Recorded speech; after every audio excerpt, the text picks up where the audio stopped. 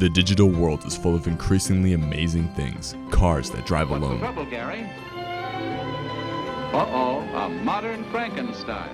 Cell phones that convert our voice into First text. time ever, I'd like to let Macintosh speak for itself. Hello, I am Macintosh. Robots that buy and sell securities in the stock market. The famous bitcoins, etc. Each day, it moves $1.5 billion. This is possible thanks to GPS, Wi-Fi, sensors, microchips, and others. But a good part of the explanation to this is described in the key concept, the algorithms. An algorithm, however complex and technical it may seem, I really don't quite understand everything that's happening here. What he's doing is like a foreign language to me. begins almost at the same time as that of humanity. It is the need and capacity of the human being. They are the chain of instructions for whatever, since basically, in our day-to-day, we formulate steps to follow to obtain goals or results, whether positive or negative. There are algorithms to get ready in the morning. The weather has something to do with your choice of clothes. For recipes. It says, cream butter until soft and smooth. To change a light bulb. Or to conquer the heart of someone. This story begins as follows. I am a fan of the British band Radiohead. My father is a music lover. He collects vinyl records and CDs, and especially Radiohead. This taste was shared to me years ago. When I was little, I remember that on road trips my father played the music of this band and the entirety of their albums, without skipping songs. I was a kid who still didn't understand his fondness for the band, but I still recognized their uniqueness and emotion. When I was a teenager, I initially only listened to hardcore rap and hip-hop, and perhaps my father thought that everything was lost. Sometime later, when I became an adult, I understood that Radiohead's music was out of the ordinary, that it spoke to me with its voice, lyrics, rhythm, and innovative sound, and that when I listened to them again properly, it aroused in me different feelings that generally do not appear without reason. Me gustaba pasar mi tiempo libre rodeada de arte, junto a mi gata, pensando en el futuro, leyendo un libro y nuevamente pensando en el futuro.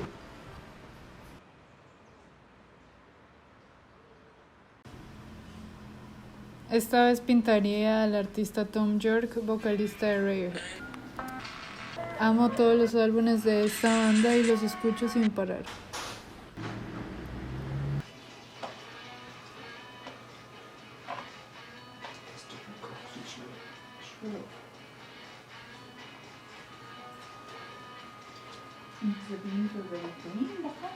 Her beauty was somehow familiar to me, as if I'd met her in a past life and finally found her again. At first I thought she might be a famous model, actress, musician, or filmmaker, and I was a little shy when starting a conversation with her, so for now I only introduced my interaction with a like. Her photos transported me to her world, and I felt the need to be there experiencing the same things with her, in the same place, in her presence. Passing from the first inventions like the Enigma machine of 1941, created in World War II to communicate through codes and algorithmic language. Then, in 1958, the ARPANET, created exclusively for the CIA, used only in the United States. These were the first fetuses of the algorithmic language. There's a revolution going on in rec rooms, offices, and classrooms around the world. A revolution in which 15 million people are taking part. They're sharing scientific data, arguing philosophy, or passing on cooking tips and gossip, night and day through a computer network called Internet.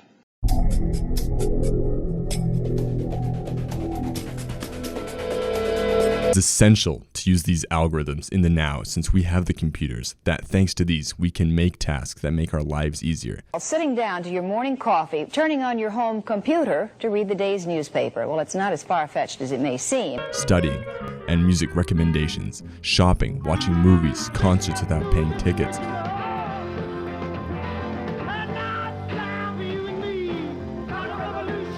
He recommends that the route is shorter and with less traffic, and also communicate, socialize, and have appointments.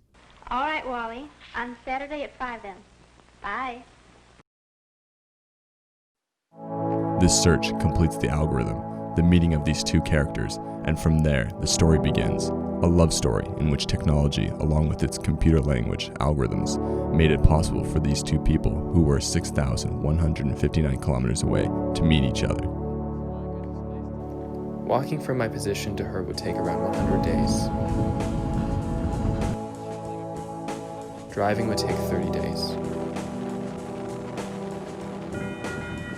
Train 25. Boat 20. And taking a flight would take 14 hours. I traveled to Colombia on June 16, 2017, with my sister Kira and her boyfriend David. Upon landing in Bucaramanga, my nerves hit me like a train. I approached her first, and we hugged each other for the first time, and an incredible wave of feelings crashed into me when we made contact.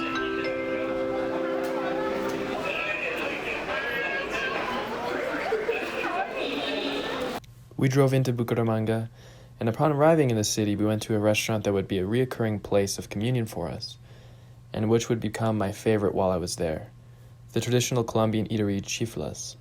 We toured different places in the company of her parents and my sister and her boyfriend, and we were surprised by the Andean mountains, its people, its architecture, its food, while at the same time, my heart was totally stolen by Camila. Being with her was like being on another planet, where we only had each other. It was magical.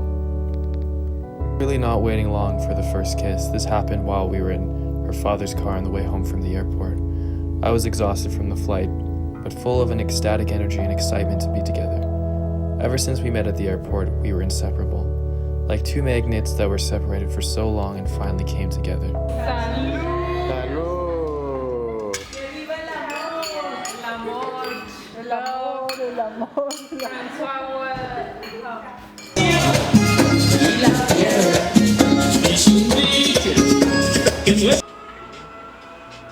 The time to pack up to return to Canada arrived, and the night before it was to occur, Camila and I were sad, but at the same time, I did not feel that it was real yet.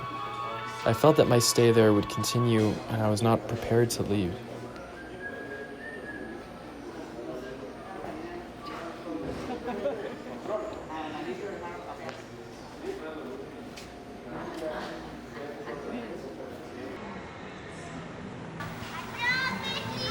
Dane vuelve a Colombia en el 2018.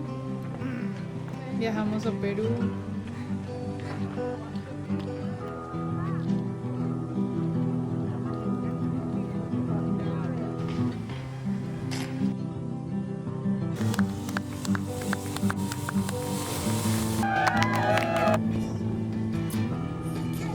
Su hermana se casa y viajamos a República Dominicana para su matrimonio. Allí conozco a su familia. Estimados pasajeros internacionales. Latin American culture celebrates Christmas in a totally different way than I was used to. The whole family is together, music blaring, fireworks erupt in the front yard, and rituals like the tradition of 12 grapes was intended to fulfill all of one's wishes. My greatest desire was that Camila would be able to travel to Canada.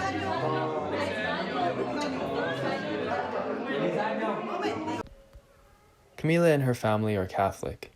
I have no religion personally, but I still felt the need to give thanks for all of our plans that were working out. We entered the church and felt that someday that long-awaited day for us and our families would come.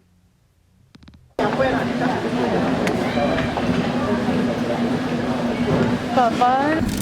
Hi. We're going to pick up Camila today. On January 17th, 2019, I went with my parents to the airport as Camila's flight from Toronto by way of Bogota was set to arrive. The entire week, I felt a buildup of emotions to this day, Friday. It was a very cold day. The temperature was minus 20 degrees Celsius, and I sincerely hoped that Camila would not regret having reached Canada in the dead of winter in the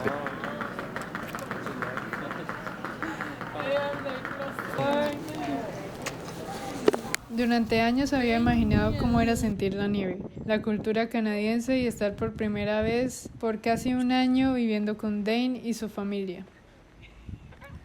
Lo que siempre había querido, tener tiempo de sobra y no preocuparme por la distancia.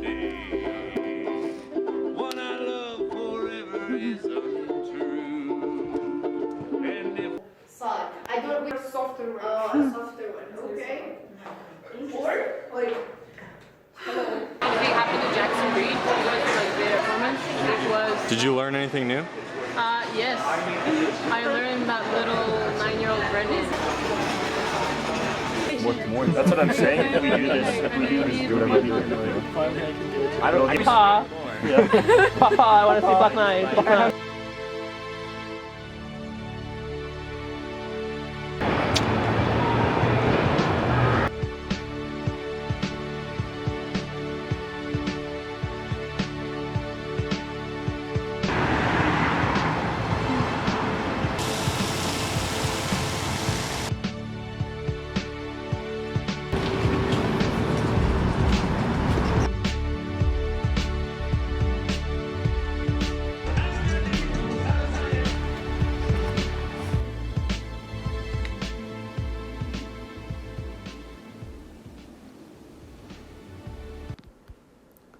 We felt the months pass in the blink of an eye, despite filling them with an array of experiences and activities. The farewell was approaching, but we distracted the sadness with conversations of what the year 2020 would be for us, and what plans would fit our lives and our university careers. Camila's last days in Canada were difficult. We felt all of the emotions of the inevitable goodbye so intensely. Her long stay made me get used to her presence, but when she left, she would leave a great absence. I felt that something was missing. In my room, my kitchen, the living room, in our TV room, and in family gatherings, my university, and with my friends. We would all miss her. The farewell was difficult for everyone, and especially for me and Camila. Personally, I prefer to stay positive and look at what's on the bright side. For me, this was the idea of that we were advancing, and we were advancing together. Time passes, and our plans are always fulfilled. Sentía que las horas pasaban, el avión me llevaba cada vez más lejos de Dane. También analizaba aquella conversación por primera vez. Veía que todo concordaba con como lo habíamos escrito. Dane había ido a Colombia muchas veces y yo vendría a Canadá antes de graduarme de la universidad.